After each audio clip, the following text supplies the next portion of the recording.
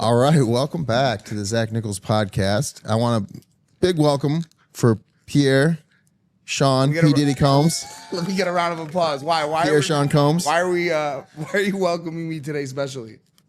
Just because? That just felt good. Appreciate that, bro. Thank you, man. Also, he's nice to me, guys. For sure. What did you do last night? Did you do anything special?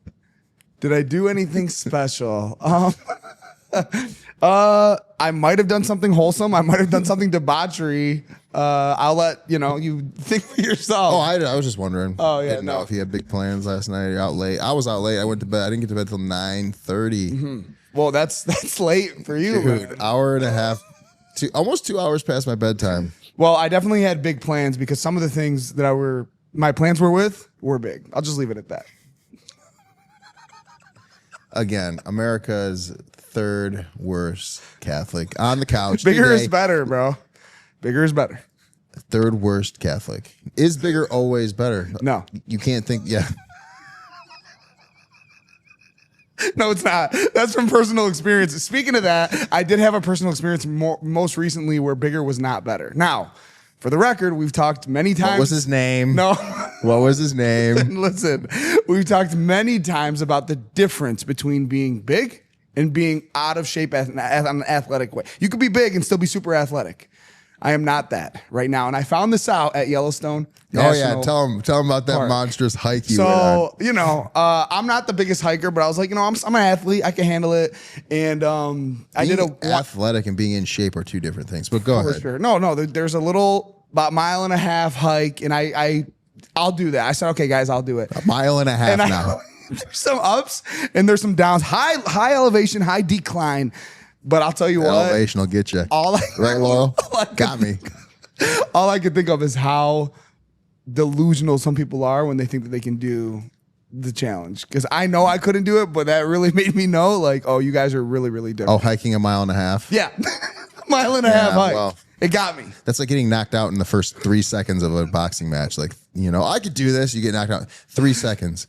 I heard a hilarious joke on Instagram where it said you only lasted 3 strokes, and he's like, in my line of work, that's a birdie. So I'll take a birdie every time. You mean those $300 REI boots didn't boost you through your mile and a half? Like, dude went to Yellowstone and only hiked a mile and a half. I don't know what's more embarrassing, was you were not in shape to do that, or you guys went to Yellowstone and only hiked a mile and a half. I wasn't in I probably did a half marathon a day in Yellowstone because my family wanted to see everything. A mile and a half. What did you do? When I say hikes, the scenic car tours. Basically, yeah. We drive to the destination because they did that for me. My brothers and my dad, they would do the hikes. But for me, for the obesity, they're like, we'll drive to the desto. Yeah, we'll drive to the desto. We'll do you do the loop when you get to the destination, but I'm not doing the walk from destination to destination. I did it one time. I didn't even do the walk back. I didn't even do the mile and a half back. You copped on an Uber back? No, yeah. I sat down and chilled while like the rest of the family came and they just picked me up. Oh, that's embarrassing. No, it wasn't that bad. That's really embarrassing. It wasn't that bad. I don't mind. In my family, you would never hear the end. In my family, you would get shredded. If someone did that, my dad would make sure that you never saw him again without him bringing that up. Oh, that's funny. Well, you would get eviscerated. That's crazy. That's crazy that they were. So you sat there and what? So shot TikTok videos of yourself while your family went and got the car. 100%. It just got off this hill, babe. Yeah. No. Dude, you could probably those boots are probably so unused. You could return them for full price. They'd be like, "Did you even wear these?" If we calculate the miles per dollar spent, it's like $400. No, I'm just kidding. It's like $100 per mile, basically, that I spent on those boots. You only hiked a mile and a half. Yeah. So. Other than that, you were walking from the car to the like patio thing that they Listen, make. The patios are cool though. Some of them are really cool. Does that stress you out a little bit? There were some hollow ones. I was like, no, I wasn't talking about falling through those. No. Does it stress you out that like a mile and a half was too much? Yeah, it did. It did. I faced that for the first time. I'm like, I'm out of shape because that should be. You sit on a couch and say anything negative about anyone's athletic performance or if anyone's not in shape. No. I'm not going on a show saying I can do this. All right, I'm not doing that. But I stand by the short distances. Give me that haul, bro. You're still about to get one of these days putting on these pads, dude. I'm breaking you in half. Oh my gosh. It's funny that you think that. Oh, I know that. No. Okay, you're an old man, bro. I got people. You know what's funny? I have 3 hits left in me. And one of them is going to literally put you in the ICU. No, you're forgetting something. You have 3 daughters. So those hits are all accounted for, buddy. Just in case. You need one. You need to be able to kill someone. I'm not going to beat them up. Fair enough. That's what the guns are for, dude. Got it. You think I'm going to, yeah. I mean, listen. The gun collection is way crazier. Yeah, no, it's getting. How about you, man? What are you up to? Then I have a big pig farm in the back. Be like, a little swine. Well, a little swine flu. Dude, I've just been grinding, man. Just working, watching. I watched Breaking Bad. Somebody told me that like you got close to an 80 on the course. Is that true? I did shoot an 80. Is that real? It is. Okay. Yeah, it actually is. That's insanity. That's 1 point from being in the 70s, guys. Which for you golfers, pretty impressive. I was on what a lot of people would call a heater for 2 weeks. That 80 though, in fact, was my demise because I felt young and athletic. So I went home and decided to do a killer workout, and still can't move my arms overhead. High five, bro. No, I was hurting, but yeah, no, I did shoot close to an 80. It's pretty impressive. Didn't Jordan break 80 though? You know what? I'm not sure, but I mean, he's low handicap these days. You ready for the rematch? Are you gonna? No, I don't rematch people I beat. Okay, got it. I retire. Every time I beat someone, I retire the champion and move on. So, okay. Well, it's 1 and 2. Devin and Jordan will only get friendly matches here on out. Okay. Well, we'll see who's next on the docket. So, what else? Anything else you want to get into before we start this episode review? This is a great episode.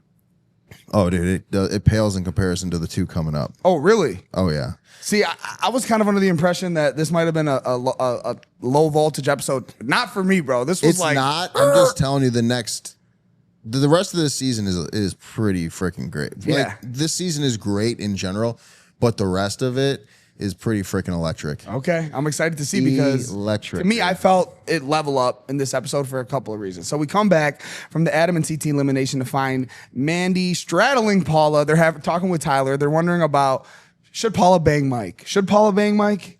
Mike's life trajectory pre-Real World to now, which was probably less than like a year's time, is insane. He went from probably literally spending most of his day studying in a library to being the prized possession of a 39-year-old. She's 39 on the season? Yes, I think she's around 39. She looks great. Paula's gorgeous. That doesn't matter. I'm just saying, at this point, so Mike's fresh out of his first season of Real World. I was doing the math. Oh, dude, that's a fine. Bro, that is a fine. That is a fine. So Take it on my tab. Mike's fresh out of Real World. So the oldest they'll cast you to be on Real World, I think Leroy was an exception. They cast him at like 25 or 6, but 25 is the cutoff. So let's just say Mike just graduated from college, right? He's talking about that. So that's 21 to 23. So let's just say even if Mike's 14, it's a 15-year difference. It's true. So Mike is living every kid's the American dream. The only thing cooler than getting with a hot girl 15 years older than you would be like the kids that get to bang the teachers. You know what I'm saying? Like this is it. Like Mike's life trajectory has gone from 0 to 100 in like 18 months tops, and now he is the object of desire of a very thirsty Paula. 100%. Love He it. ain't even putting it on. It's just he's being him, and she's all about it. Yeah. And I support this. I'm shipping this. You know what I like about it is it's so funny because like it would take a 39-year-old girl to be like, yeah, I want to bang the short, dorky, weird-looking nerd because it's safe. Yeah. She's in control. Listen, I'm shocked that Mike hasn't been tied up and just absolutely like given a safe word, gagged, and then said, "Here we go." I'm telling you, there's some restraint there because Mike is, he's putting it on with the aura. He's got aura, as the kids say. He's smooth.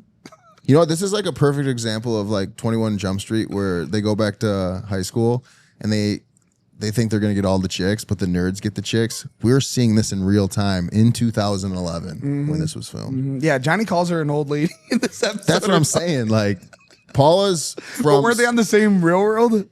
That concludes the free preview of the Zach Nichols podcast. So go to Patreon and subscribe to see the rest of the shit that we talk. Go do it now.